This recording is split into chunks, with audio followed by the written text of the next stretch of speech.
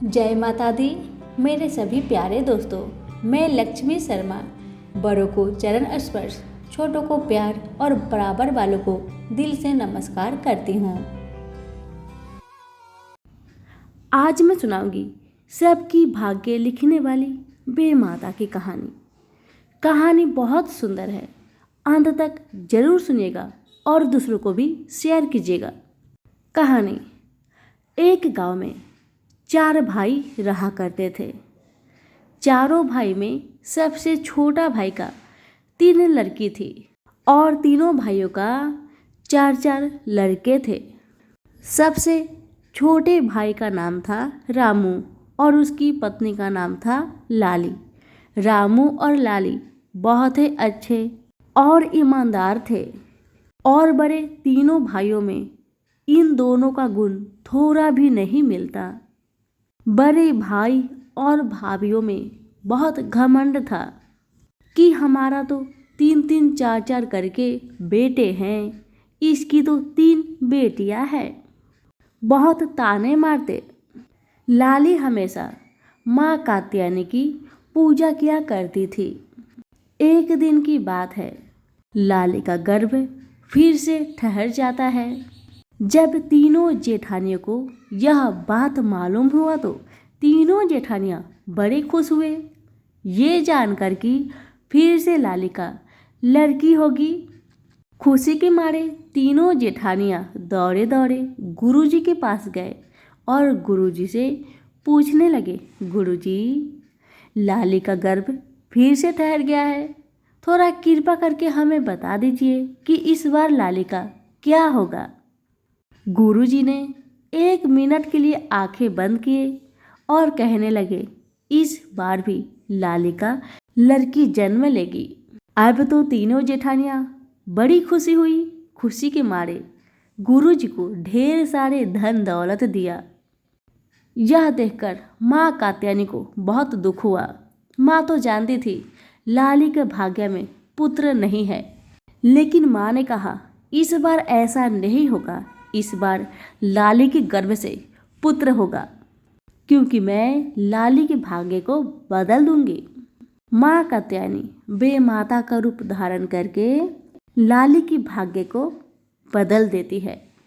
आप सभी को मैं बता दूं कि माँ कात्यायनी ही बेमाता का रूप है। अब इधर गुरुजी के पास से तीनों जेठानियां आके लाली से कहती है कि ए लाली, इस बार भी तेरी तो लड़की होने वाली है। हम लोगों को देख, हमारे तो 3 लड़के हैं। बड़ी वाली कहने लगी, मेरे तो 4 लड़के हैं। और तीसरी वाली कहने लगी, मेरे भी 3 लड़के हैं। और तेरा तो 3 लड़की और 1 लड़की होने वाली है। मैं तो बहुत खुश हूँ, हमें बहुत खुशी हुई। इसी तरह से तू बर्बाद हो जाएगी। बेमाता ये सब देख रही थी। बेमाता से रहा नहीं गया। बेमाता अपनी रूप बदलकर बूढ़ी माई का रूप धारण करके रामू के पास आती है और कहती है, रामू, तुम इतना उदास क्यों हो? बताओ रामू। 1-2 बार माता ने पूछा तो रामू ने अपनी सारी कहानी बता दी कि माँ, मेरे नहीं रहने पर मेरी पत्नी को मेरी भाभियाँ बहुत ताने मारती है कि तुम्हारी 3 लड़की है, अभी और 1 लड़की होने वाली है। हमें लड़कियों से कोई दिक्कत नहीं है माँ, लड़कियाँ कम नहीं होती, लड़कियाँ तो माँ लक्ष्मी का स्वरूप है, लेकिन ये मेरी भाभियाँ नहीं समझती। हे माँ, मैं इसी कारण से बहुत दुखी हूँ। रामू की बात सुन बूढ़ी माई कहने लगी, रामू, तुमने एकदम सत्य बात कहा है कि बेटियां लक्ष्मी का रूप है, इसलिए बेटी का मानदान जरूर करना चाहिए। जो लोग बेटी का मानदान नहीं करते उनसे लक्ष्मी जी रुष्ट हो जाती है, और ऐसा ही तुम्हारे भाइयों के साथ होगा। तुम देखना, जितना सुखी तुम रहोगे उतना वो बिल्कुल नहीं रहेगा। तुम्हारा चिंता खत्म हुआ। लो बेटा, मैं एक जरी लेकर आई हूँ।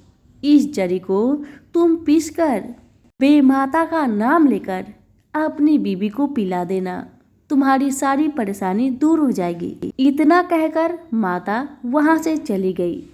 रामू घर आया और अपनी पत्नी को सारी कहानी बताया। बूढ़ी माई ने जो जो कहा था और उस जड़ी को पीसकर अपनी पत्नी को पिला दिया।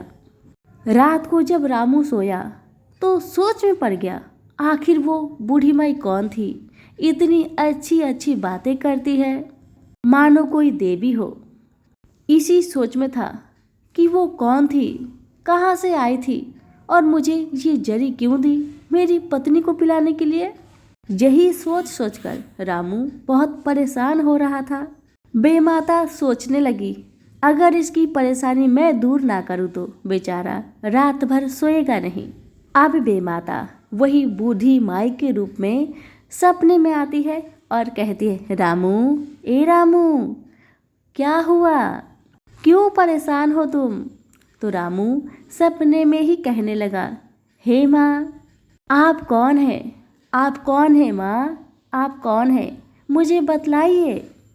तब बूढ़ी माई कहने लगी, रामू, मैं भाग्य लिखने वाली बेमाता हूँ, मैं ही सभी के भाग्य लिखती हूँ। मनुष्य मेरे लिखे भाग्य के अनुसार ही जीता है।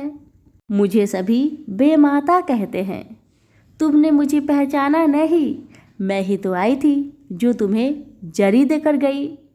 तुम्हारी पत्नी माँ कात्यायनी की बहुत बड़ी भक्त है और मैं माँ कात्यायनी का ही रूप हूँ। इसीलिए तुम्हारी पत्नी की भक्ति से मैं प्रसन्न हूँ और उसका भाग्य मैंने बदल दिया। तुम्हारे भाग्य में 4 कन्या लिखी थी, लेकिन मेरे आशीर्वाद से अब तुम्हारे घर में पुत्र रत्न उत्पन्न होने वाला है और तुम्हारी सारी गरीबी दूर होने वाली है। सपने में ही रामू ने बेमाता को कोटि कोटि प्रणाम किया। फिर माता अंतर ध्यान हो गई। जैसे ही सुबह हुआ, रामू ने सबसे पहले अपनी पत्नी को सारी कहानी बताई, जो जो उसने सपने में देखा था। लाली भी बहुत खुश हुई और ठीक 9 महीने बाद रामू के घर में एक सुंदर सा स्वस्थ पुत्र उत्पन्न हुआ, जिसे देखकर सारी जेठानियां जल भून गई। अब तो तीनों जेठानियां मिलके दौड़ी दौड़ी गुरुजी के पास गई। गुरुजी, आपने हमें झूठ बोला था कि लाली की कन्या होगी, लेकिन उसका तो पुत्र रत्न हुआ है।